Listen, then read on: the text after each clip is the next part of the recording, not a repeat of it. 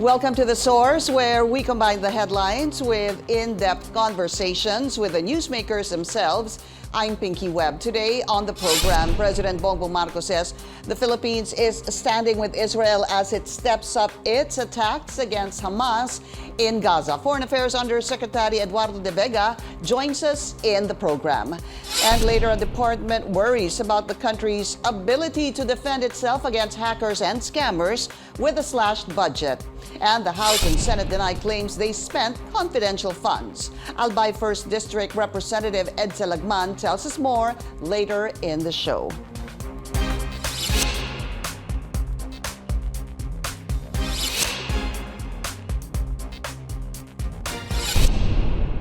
Israel has stepped up its offensive in Gaza in the wake of the surprise attack of Palestinian militant group Hamas on its border communities. At least 2,000 people are now reported killed in the clashes. 2 of them are Filipinos. Amid the escalating war, President Bongbong Marcos said the Philippines is standing with Israel. He also thanked the Israeli government for rescuing over 20 Filipinos as it continues its efforts to locate 3 other missing Filipinos. Let's go straight to the source of the story. We have Foreign Affairs Undersecretary Eduardo de Vega. Usec de Vega, welcome to the source, sir. Thank you so much for your time. Always. Pleasure. Good morning. Usec, last we heard, 2 are confirmed dead, and there's supposed to be 1 that is still being determined if this individual is a Filipino. What is the latest?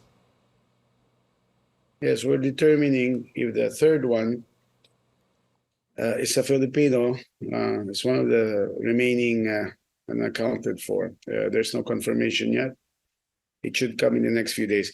But now that you began about the 2 slain kababayans, may I again extend the Philippine government's deepest sympathies to their relatives, and also honor them because the Israelis are very much grateful for their contributions. And in one case, the girl who died, there was one woman who died. No, the lady did not abandon her ward, and so when the Hamas entered, she didn't escape, which would have been understandable for Israelis.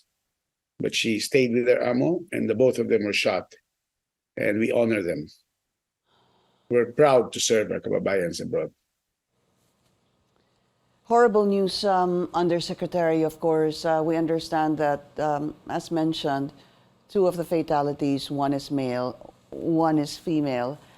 What kind of coordination has there been with the family of the 2 who perished? Our president has contacted the families, and OWA, DFA OWA is in contact with them because the normal process is to provide financial assistance to the next of kin of deceased workers. No? Only question is about the shipment of remains.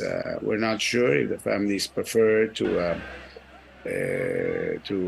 have them here, but the process is ongoing.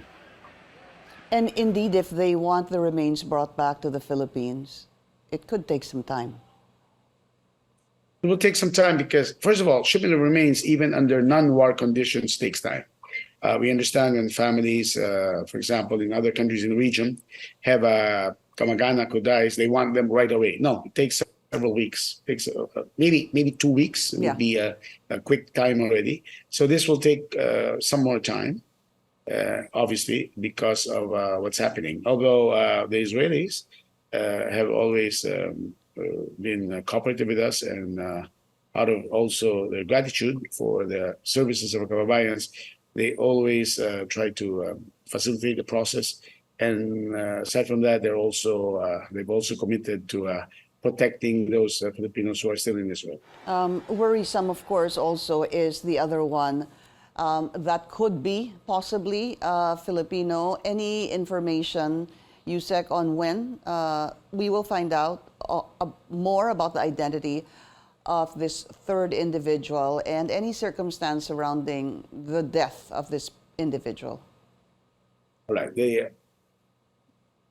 For sure, well, it's a female body, and it's one of those. We're thinking it may be one of those who remain missing. So, all of them were victimized during the initial assault, which was last Saturday, and the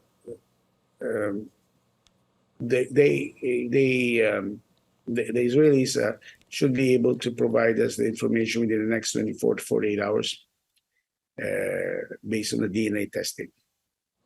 Understandable. And Okay. aside from the three of them, the two deceased and one possibly to be confirmed, we hope not, there are still three missing Filipinos.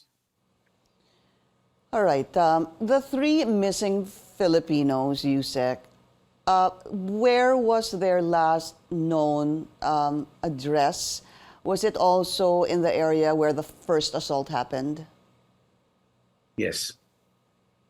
Yes, well, when the Hamas militants entered, right away there was indiscriminate killing or taking of hostages. So they were not distinguishing between Israelis or foreigners. That's why a lot of casualties occurred, no? Including other nationalities. Yeah.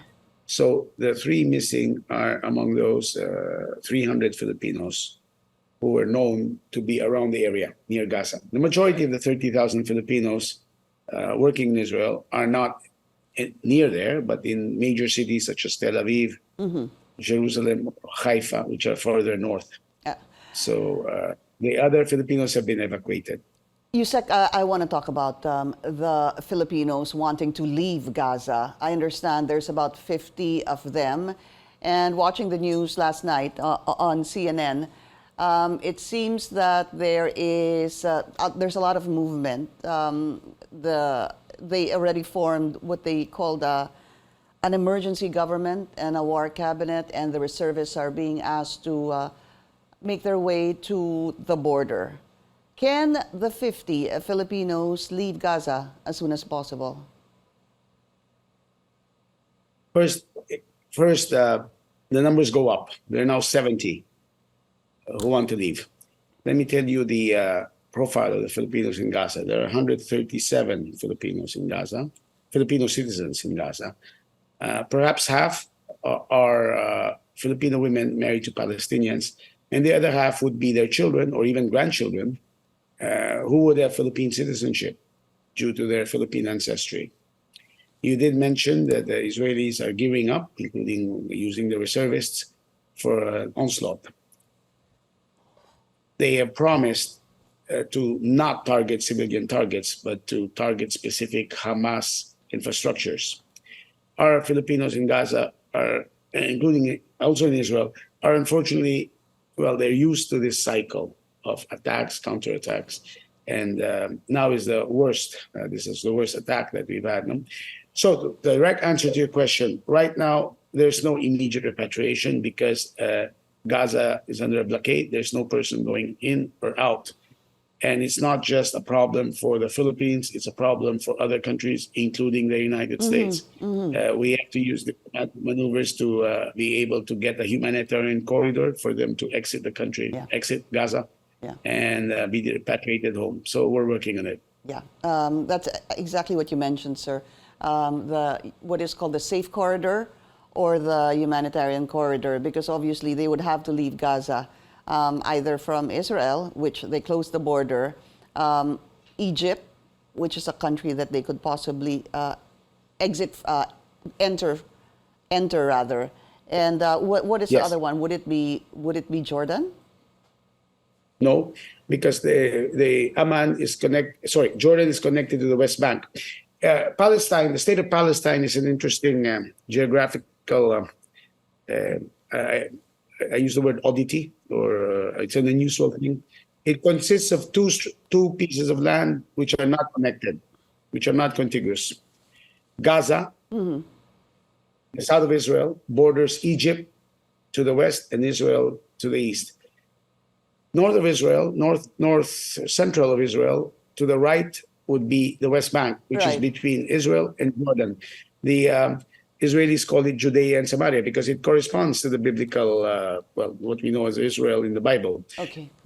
And the Jordan border is there in the West Bank, and it's not anywhere near Gaza. So if there are Filipinos, and there are 70 of them residing in the West Bank, where the Palestinian government, the seat of the Palestinian, Hamas is not the government of Palestine. It's another group which is based in Ramallah under President Mahmoud Abbas of the Fatah party. And they're there. And in case the 70 Filipinos there want to leave, it's possible to go through Jordan. It's possible. All right. We'll continue to get more updates on this. Thank you so much for your time, DFA Undersecretary Eduardo de Vega. We do what we can and we honor our kababayan sa buhat. Salamat po. Maraming salamat. After the break, some lawmakers are pushing for the reinstatement of the Information and Communications Technology Department's confidential funds. This is The Source on CNN Philippines. Please stay tuned.